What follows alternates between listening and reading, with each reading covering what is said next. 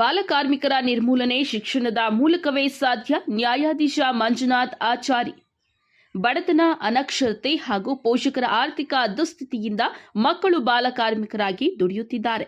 ಇಟ್ಟಿಗೆ ಕಾರ್ಖಾನೆ, cycle shop, ಕಲ್ಲು ಗಣಿಗಾರಿಕೆ ಹಾಗೂ ಇತರೆ ಅಪಾಯಕಾರಿ ಉದ್ದಿಮೆಗಳಲ್ಲಿ ಬಾಲಕಾರ್ಮಿಕರನ್ನ ದುಡಿಸಿಕೊಳ್ಳುವುದು ನಿಷೇಧವಾಗಿದ್ದು, ಅಂತಹ ಸಂಸ್ಥೆಗಳ ಮಾಲೀಕರಿಗೆ ಶಿಕ್ಷೆ ಮತ್ತು ದಂಡ ವಿಧಿಸಲಾಗುವುದು ಎಂದು ಬಾಗೇಪಲ್ಲಿ ಪಟ್ಟಣದ ಜೆಎಂಎಫ್ಸಿ ನ್ಯಾಯಾಲಯದ ನ್ಯಾಯಾಧೀಶ ಮಂಜುನಾಥ್ ಆಚಾರಿ ಎಚ್ಚರಿಕೆ ನೀಡಿದ್ದಾರೆ. ಅವರು ಬಾಗೇಪಲ್ಲಿ ಪಟ್ಟಣದ ಕಾರ್ಮಿಕ ಇಲಾಖಾ, ತಾಲೂಕು ಕಾನೂನು ಸೇವೆಗಳ ಸಮಿತಿ ಹಾಗೂ ವಕೀಲರ ಸಂಘದ ವತಿಯಿಂದ ಡಾಕ್ಟರ್ ಬಿಆರ್ ಅಂಬೇಡ್ಕರ್ ನಗರದ ಕಾಲೋನಿ ಅಂಬೇಡ್ಕರ್ ಭವನದಲ್ಲಿ ಉದ್ಘಾಟನೆ ಮಾಡಿ ಮಾತನಾಡಿ, ಬಾಲಕಾರ್ಮಿಕ ಪದ್ಧತಿ ನಿರ್ಮೂಲನೆಗೆ ಬದ್ಧತೆ ಅಗತ್ಯ ಹಾಗೂ ಶಿಕ್ಷಣ ಮೂಲಕವೇ ಸಾಧ್ಯ ಹಾಗೂ ಮಕ್ಕಳು ಬೆಳೆಯುವ ಪರಿಸರ ಉತ್ತಮವಾಗಿದ್ದರೆ ಉತ್ತಮ ಸಮಾಜ ನಿರ್ಮಾಣ ಸಾಧ್ಯವಾಗುತ್ತದೆ ಎಂದು ಹೇಳಿದ್ದಾರೆ. ಈ ಸಂದರ್ಭದಲ್ಲಿ ತಾಲೂಕು ವಕೀಲರ ಸಂಘದ ಅಧ್ಯಕ್ಷ ಎ ನಂಜುಂಡಪ್ಪ, ವಕೀಲರಾದ ಫಯಾಜ್ ಬಾಷಾ, ಕಾರ್ಮಿಕ ಇಲಾಖೆಯ ನಿರೀಕ್ಷಕರಾದ ಜಿಎಂ ರಾಕೇಶ್, ಜಬೀಉಲ್ಲಾ, ರಾಮಾಂಜಿ, ಶಿವ, ಕಿಶೋರ್, ಹಜೀರಾ ಹಾಗೂ ಕಾರ್ಮಿಕ ಇಲಾಖೆಯ ಸಿಬ್ಬಂದಿ ವರ್ಗ ಹಾಜರಿದ್ದರು. ವರದಿ ಗೋಪಾಲರೆಡ್ಡಿ, ನಂದಿ ಟಿವಿ, ಬಾಗೇಪಲ್ಲಿ. ಒಳ್ಳೆ ಏನು ಕೊಡ್ತೀರಾ ಒಳ್ಳೆ ಆಹಾರ ಕೊಡಿ, ಮತ್ತೆ ಒಳ್ಳೆ ಗುಣಮಟ್ಟದ ಶಿಕ್ಷಣವನ್ನ ಕೊಡಿ.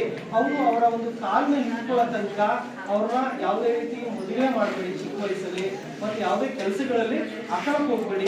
ಅವರೆಲ್ಲ ಮಕ್ಕಳುಗಳೆಲ್ಲ ಕಾಣಿಸ್ತಾರೆ.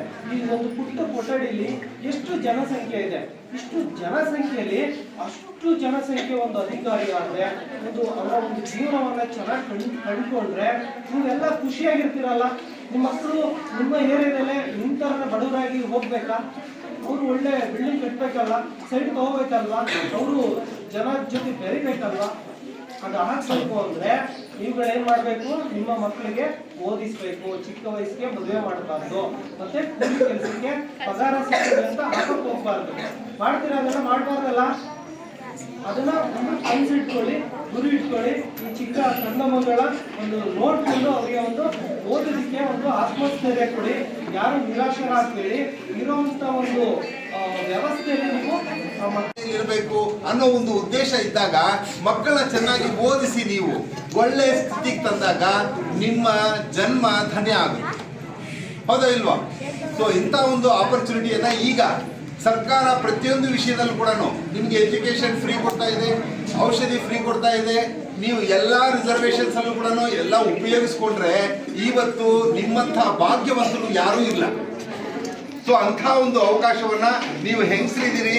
ಹೆಂಗಸರು ಇವತ್ತು ಎಲ್ಲ ಇದರಲ್ಲೂ ಕೂಡ ಎಲ್ಲ ಕ್ಷೇತ್ರಗಳಲ್ಲೂ ಕೂಡ ಮುಂದೆ ಬರ್ತಾ ಇದ್ದೀರಿ.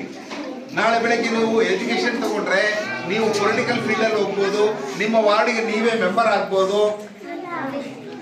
ಪ್ರತಿಯೊಂದು ವಿಷಯನೂ ನೀವು ಓದಿದ್ರೆ ನಿಮ್ಮ ಮಕ್ಕಳಿಗೆ ಎಜುಕೇಶನ್ ಮಾಡ್ಬೋದು. ನಮ್ಮ ನ್ಯಾಯಾಧೀಶ ಸಾಹೇಬರು ಮತ್ತು ಫಯಾಜ್ ಸರ್ ಅವರು ಕುಲಾಂಕುಷವಾಗಿ ಎಲ್ಲ ವಿಷಯಗಳನ್ನ ನಮಗೆ ಮುಟ್ಟಿಸಿದ್ದಾರೆ. ನಮಗೆ ಮೊದಲಿಗೆ ಹಿಂದಿನ ಕಾಲದಲ್ಲಿ ತುಂಬಾ ಕಷ್ಟ ಆಗ್ತಾ ಇತ್ತು. ಓದಬೇಕಾದ್ರೆ, ಬಟ್ಟೆ ಹಾಕ್ಬೇಕಾದ್ರೆ ಕಷ್ಟ ಆಗ್ತಾ ಇತ್ತು, ಊಟ ಮಾಡ್ಬೇಕಾದ್ರೆ ಕಷ್ಟ ಆಗ್ತಾ ಇತ್ತು. ಆದರೆ ಈಗ ಎಲ್ಲ ಸೌಲಭ್ಯಗಳು ಇದೆ, ಸರ್ಕಾರದಿಂದ ಎಲ್ಲ ಸೌಲಭ್ಯಗಳು ಇದೆ. ಯಾರೂ ಓದಲಿಲ್ಲ ಅಂದರೆ ಅವ್ರು ಬೇರೆ ಕಡೆ ಎಲ್ಲಾದ್ರೂ ಇದ್ರೂ ಸಹ ಅವರನ್ನು ಎಳ್ಕೊಂಡು ಬಂದು ಮತ್ತು ಅವರನ್ನು ಗುರುತಿಸಿ ಶಾಲೆಗೆ ಸೇರಿಸಿ ಓದ್ಕೊಳ್ಳುವಂಥ ಪರಿಸ್ಥಿತಿ ಇದೆ. ಈಗ ಎಲ್ಲ ಮಹಿಳೆಯರು ಸೇರಿದ್ರ, ಎಲ್ಲ ನಮ್ಮ ಕಾಲೋನಿಯ ಎಲ್ಲ ಏನು ಸಾರ್ವಜನಿಕರು ಸೇರಿದ್ರ, ನೀವು ಆಸ್ತಿಗಳನ್ನ ಮಾಡಬೇಡಿ.